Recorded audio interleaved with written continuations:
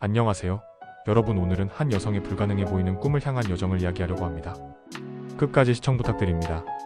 어떤 빛은 그 자체로 죽음을 품고 있습니다. 그녀는 자신이 발견한 그 빛에 천천히 목숨을 잃어갔지만 인류에게는 빛나는 미래를 선물했습니다. 그녀가 발견한 원소는 그녀의 몸을 파괴했지만 오늘날 수백만 명의 암 환자들을 살리고 있습니다. 이것이 바로 역설의 과학자의 이야기입니다.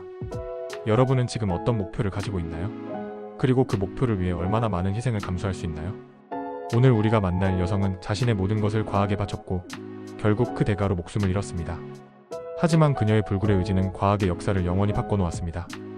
1867년 러시아 제국 치하의 폴란드, 한 소녀가 집안의 유일한 촛불 아래 책을 읽고 있었습니다.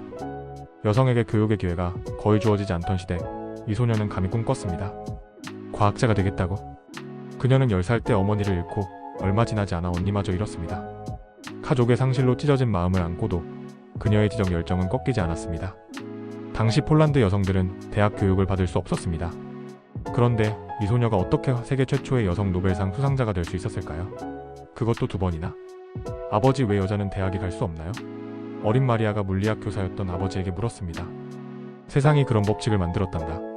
하지만 그 법칙도 언젠가는 바뀔 거야. 그러나 현실은 냉혹했습니다. 바르샤바 대학은 여성의 입학을 허용하지 않았습니다. 그녀는 러시아 당국의 감시를 피해 비밀리에 운영되던 플라잉 유니버시티에 참여했습니다. 발각될 경우 체포될 수도 있는 위험한 모임이었죠. 하지만 마리아에게 지식에 대한 갈증은 그 어떤 두려움보다 컸습니다.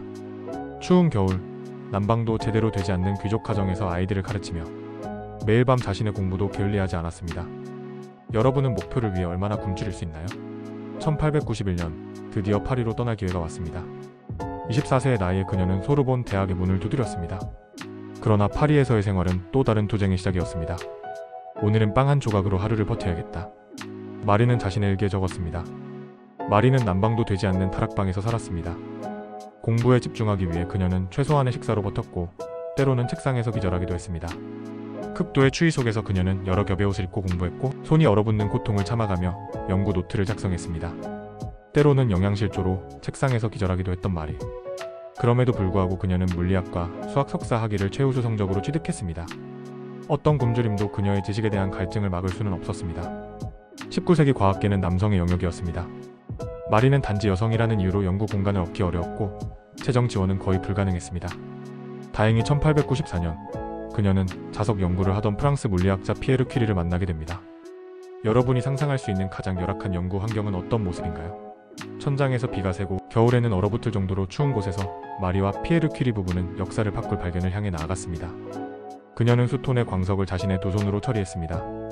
독성 화학 물질에 노출되고 거대한 철제솥에서 광석을 끓이며 그녀의 손은 갈라지고 상처투성이가 되었죠.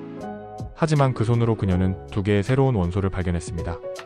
폴로늄과 라듐이란 이름의 충격적인 사실, 마리 퀴리가 발견한 라듐 1g을 순수하게 분리하기 위해 그녀는 8톤의 광석을 처리해야 했습니다.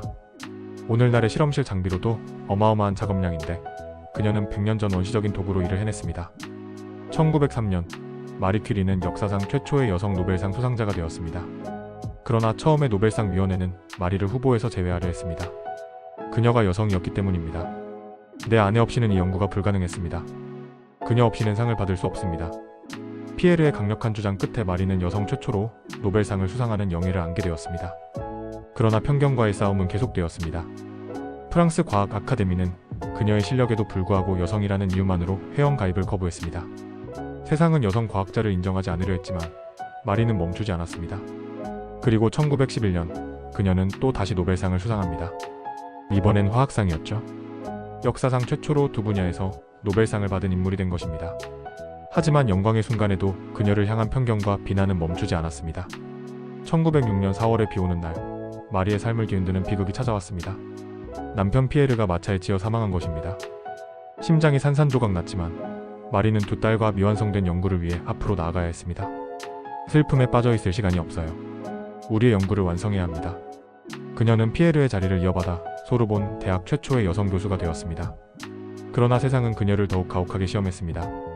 1911년 그녀는 동료 과학자 폴 랑주벤과의 관계로 스캔들에 휘말렸습니다.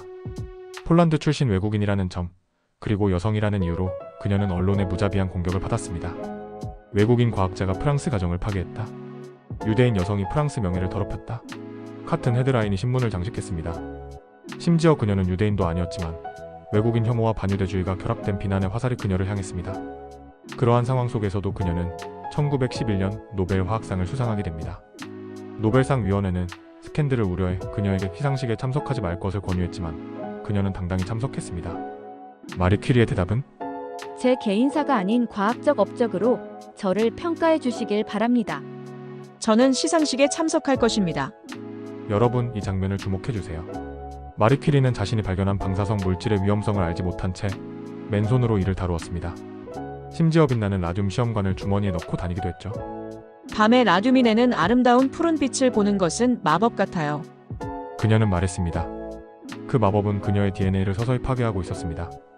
지금 우리가 알고 있는 방사능의 위험성을 당시에는 아무도 몰랐던 것이죠. 마리 퀴리는 자신의 발견에 의해 천천히 죽어갔습니다.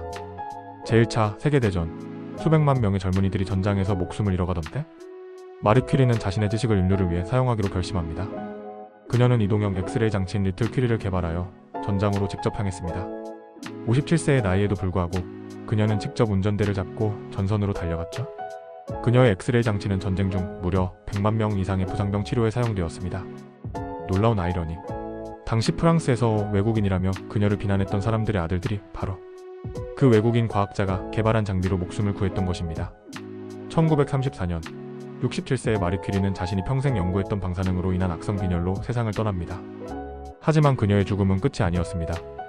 오늘날 전 세계 암 환자들은 마리 퀴리가 발견한 원리를 통해 치료받고 있습니다. 그녀의 딸 이렌 역시 노벨상을 수상했고 그녀의 이름은 단위로, 연구소로, 그리고 무엇보다 불굴의 의지와 끈기의 상징으로 남아있습니다. 마리 퀴리의 유산은 단순한 과학적 발견을 넘어 모든 어려움에도 불구하고 자신의 열정을 따르는 용기를 우리에게 가르쳐줍니다. 그녀는 말했습니다. 삶은 누구에게나 쉽지 않다. 하지만 그렇다고 해서 좌절할 필요는 없다. 우리는 끈기를 가져야 하며 무엇보다 자신감을 가져야 한다. 우리는 무언가를 성취할 재능이 있으며 어떤 대가를 치르더라도 그것을 이루어야 한다고 믿어야 한다. 때로는 가장 어두운 곳에서 가장 밝은 빛이 발견됩니다. 러시아 제국의 억압 아래 있던 가난한 폴란드 소녀가 세계를 바꾼 것처럼 여러분의 불가능해 보이는 꿈도 언젠가는 세상을 바꿀 수 있습니다. 마리 퀴리의 이야기는 우리에게 말합니다. 어떤 장벽도, 어떤 편견도, 어떤 어려움도 진정한 열정과 끈기 앞에서는 무너질 수밖에 없다고. 진정 빛나는 것은 라듐이 아니라 그것을 발견한 그녀의 불굴의 영혼이었습니다. 그 희생은 수백만 명의 생명을 구했고 과학의 역사를 영원히 바꿔놓았습니다. 여러분의 삶에서 정말 중요한 것은 무엇인가요?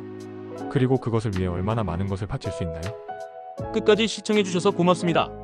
오늘 영상이 좋으셨다면 구독, 좋아요, 알람 설정 부탁드려요.